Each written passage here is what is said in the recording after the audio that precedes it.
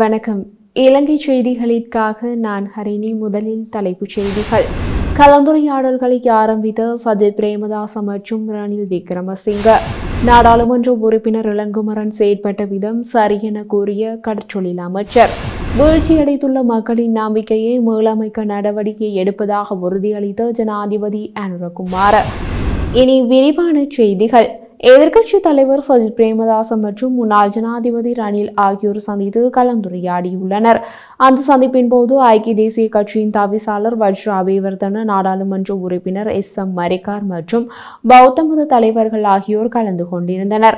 நாடாளுமன்ற தேர்தலுக்கு முன்னர் ஐக்கிய மக்கள் சக்திக்கும் ஐக்கிய தேசிய கட்சிக்கும் இடையில் பலதரப்பட்ட பேச்சுவார்த்தைகள் முன்னெடுக்கப்பட்டிருந்தன.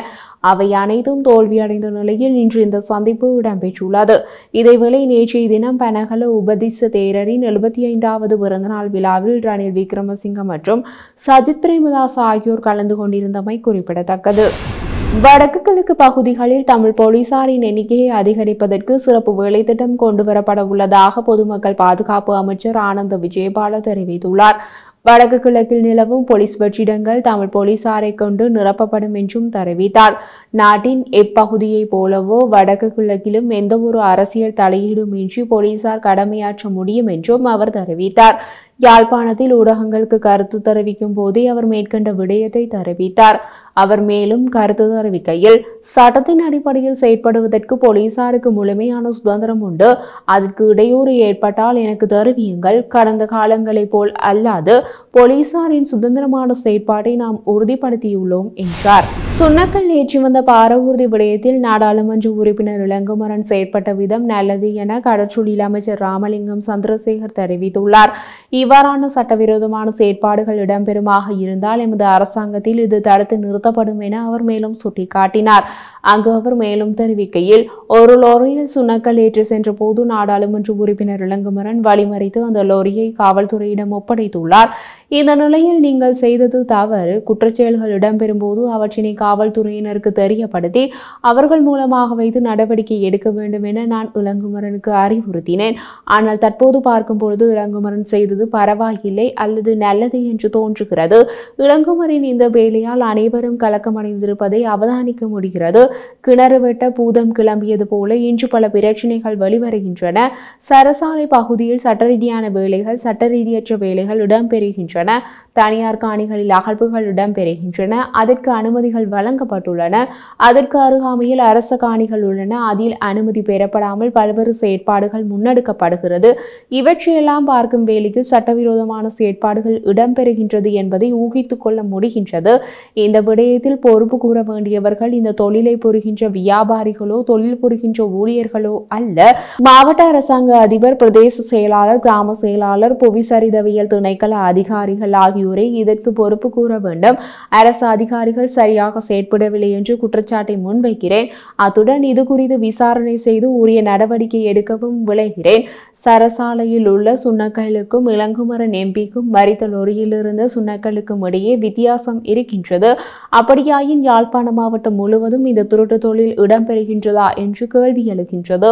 ஒரு சிலர் இவ்வாறான நடவடிக்கைகள் எடுப்பதால் தொழில் இல்லாமல் போகின்றது, வாழ்வாதாரம் பாதிக்கப்படுகிறது, மக்கள் பாதிக்கப்படுகின்றார்கள் என்று குற்றச்சாட்டை முன்வைக்கிறார்கள். ஆனால் இவ்வாறான அகழ்வுகள் மூலமாக ஏற்படுகின்ற அனர்த்தங்களுக்கு பல பரம்பரைகள் பலியாகும் என்ற விடயத்தை நாங்கள் மறந்துவிடக் கூடாது. ஒரு சில வியாபாரிகளின் பணப்பசியை போக்கும் தேவைக்காக இந்த செயற்பாடுகள் இடம்பெறுவதாக இருந்தால் எமது அரசாங்கத்தில் இது தடுத்து நிறுத்தப்படும் என தெரிவித்தார். நுவரெலியாவில் சட்டவிரோத கருக்கலைப்பு மாத்திரைகளை விற்பனை செய்த மருந்தக உரிமையாளர் ஒருவர் கைது செய்யப்பட்டுள்ளார். சம்பவம் தொடர்பில் மேலும் தெரிய வருகையில், நுவரெலியாவில் மருந்தகம் ஒன்றில் கருக்கலைப்பு மாத்திரைகளை அம்மருந்தகத்தின் உரிமையாளர் விற்பனை செய்துள்ளார். மாவட்ட குற்றத்தடுப்பு பிரிவு காவல்துறையினருக்கு சட்டவிரோதமான கருக்கலைப்பு மாத்திரையை 15,000 ரூபாய்க்கு மருந்தக உரிமையாளர் விற்பனை செய்வதாக தெரிய வந்துள்ளது.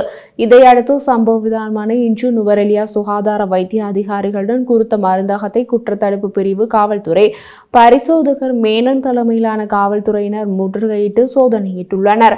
இதன்போது சட்டவிரோத விற்பனைக்காக வைத்திருந்த ஏராளமான கருக்கலைப்பு மாத்திரைகளை கைப்பற்றியதை அடுத்து மருந்தகத்தின் உரிமையாளரை கைது செய்துள்ளனர். மேலும் கைது செய்யப்பட்ட நபரை நீதிமன்றத்தில் முன்னிலைப்படுத்த நடவடிக்கை எடுத்துள்ளதாக காவல்துறையினர் தெரிவித்துள்ளனர். யாழில் சுகாதார சீர்கேட்டுடன் இயங்கிய உணவக உரிமையாளருக்கு எதிராக மேலதிக நீதவான் நீதிமன்றில் வழக்கு தாக்கல் செய்யப்பட்டுள்ளது. திருநெல்வேலி பொது சுகாதார பரிசோதகர் சஞ்சீவன் மற்றும் அவரது குழுவினர் கடந்த மாதம் திருநெல்வேலி பகுதியில் வழமையான உணவக பரிசோதனைகளை மேற்கொண்டிருந்தனர். இதன்போது திருநெல்வேலி பகுதியில் அமைந்துள்ள ஒரு உணவகத்தில் உணவு தயாரிப்பதற்காக திகதி காலாவதியான பொருட்கள், வண்டு மொய்த்த பொருட்கள் மற்றும் சுட்டுத்துண்டு எதுவும் இல்லாத பொருட்கள் பயன்படுத்துவது கண்டறியப்பட்டுள்ளது. இதனை அடுத்து குறித்த பொருட்களை கைப்பற்றிய போது சுகாதார பரிசோதகர் சஞ்சீவன் குறித்த உணவக உரிமையாளருக்கு எதிராக மேலதிக நீதவான் நீதிமன்றில் இன்று வழக்கு தாக்கல் செய்துள்ளார். வழக்கினை இன்றைய தினமே விசாரணைக்கு எடுத்துக்கொண்ட மேலதிக நீதவான் லெனின்குமார் உணவக உரிமையாளருக்கு 70,000 தண்டப்பணம் விதித்து தீர்ப்பளித்தமை குறிப்பிடத்தக்கது. சஜித் பிரேமதாச தலைமை வகிக்கின்ற ஐக்கிய மக்கள் சக்தியின் சார்பாக பிரச்சாரங்களில் ஈடுபட்ட தொழிற்சங்க தலைவரான ஆனந்த பாலிதவுக்கு 500 மில்லியன் ரூபாய் நட்டையீடு கோரி வழக்கறிஞர் கடிதம் அனுப்பப்பட்டுள்ளதாக தகவல்கள் வெளியாகியுள்ளன. இலங்கை பெட்ரோலிய கூட்டுத்தாபனத்தின் தலைவர் டிஜே ராஜகருணா சம்பந்தமாக பொய்யான திட்டமானதும் பிரச்சாரங்களை மேற்கொண்டு அவரது நட்பெயருக்கு களங்கம் ஏற்படுத்தியமை காரணமாக சட்டத்தரணி மூலமாக நஷ்டஈடு கோரும் கடிதம் ஒன்றை அனுப்பி இந்த நட்டஈடு கோரப்பட்டுள்ளது. இலங்கை பெட்ரோலிய கூட்டுத்தாபனத்தின் தலைவர் பொறுப்பினை வகித்தல் சம்பந்தமாக கடந்த டிசம்பர் 13ஆம் திகதியன்றோ அல்லது அண்மித்த திகதியொன்றிலோ ஆனந்த பாலித பொய்யான மற்றும் வன்மம் சார்ந்த கூற்றினை தனக்கு எதிராக முன்வைத்துள்ளார் என தலைவர் டிஜே ராஜகருணா தனது சட்டத்தரணிகளூடாக வலியுறுத்தியுள்ளார். ஆனந்த பாலிதே அன்றைய தினம் விடுத்துள்ள கூற்றில் குறைந்தபட்சம் 8 பொய்யான மற்றும் வன்மம் சார்ந்த விடயங்கள் காட்டப்பட்டுள்ளதாக கடிதத்தில் குறிப்பிடப்பட்டுள்ளது. ஜனாதிபதி அனுரகுமார சட்டத்தை நிலைநாட்டுவது தொடர்பில் வீழ்ச்சியடைந்துள்ள மக்களின் நம்பிக்கையை மீளமைக்க நடவடிக்கை எடுப்பதாக உறுதியளித்துள்ளார். அத்தோடு சட்டத்தை நடைமுறைப்படுத்துவதற்காக செயற்படும் அனைத்து நிறுவனங்களுடனும் இணைந்து செயற்படுத்துவதன் முக்கியத்துவத்தையும் ஜனாதிபதி இதன்போது சுட்டிக்காட்டியுள்ளார். அனுரகுமார மேலும் தெரிவித்த போது நீதித்துறை கட்டமைப்பின் மீது மக்களுக்கு நம்பிக்கையை ஏற்படுத்துவது சட்டமா அதிபர் திணைக்களத்தின் பொறுப்பாகும். அரசியல் அதிகாரத்தின் மீதான மக்களின் அபிப்பிராயங்களை மாற்றி நம்பிக்கையை ஏற்படுத்த வேண்டும். மக்களின் எதிர்பார்ப்புகள் வீழ்ச்சியடைய ஒருபோதும் இடமளிக்க கூடாது என்று தெரிவித்துள்ளார். இந்த நிலையில் மக்களின் எதிர்பார்ப்புகளை வீழ்ச்சியடைய செய்யும் வகையில் அரசாங்கம் செயற்படாது.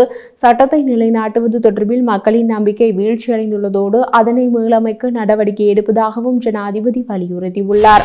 லங்கா சீனி நிறுவனத்திற்கு சொந்தமான பெல்வத்த மற்றும் செவனகல சீனி தொழிற்சாலைகளின் உள்நாட்டு உற்பத்திகளை அதிகரிப்பதற்கு விசேட வேலை திட்டம் முன்னெடுக்கப்பட உள்ளதாக கைத்தொழில் மற்றும் தொழில் அபிவிருத்தி அமைச்சர் சுனில் ஹந்துன்னதி தெரிவித்துள்ளார். குறித்த இடங்களுக்கு அமைச்சர் கள விஜயத்தை மேற்கொண்டிருந்த போதே இவ்வாறு தெரிவித்தார். இதன்போது கரிம உரம் மற்றும் ஏற்றுமதி சந்தையை இலக்காக கொண்டு உற்பத்தி செய்யப்படும் சீனி தொடர்பில் கவனம் செலுத்தப்பட்டது. சீனி உற்பத்தியை விநியோகிப்பதற்கான முறையான விநியோக வலையமைப்பை உருவாக்குவது மற்றும் தொழிலாளர்களின் உற்பத்தி திறனை அதிகரிப்பது குறித்தும் கலந்துரையாடப்பட்டது.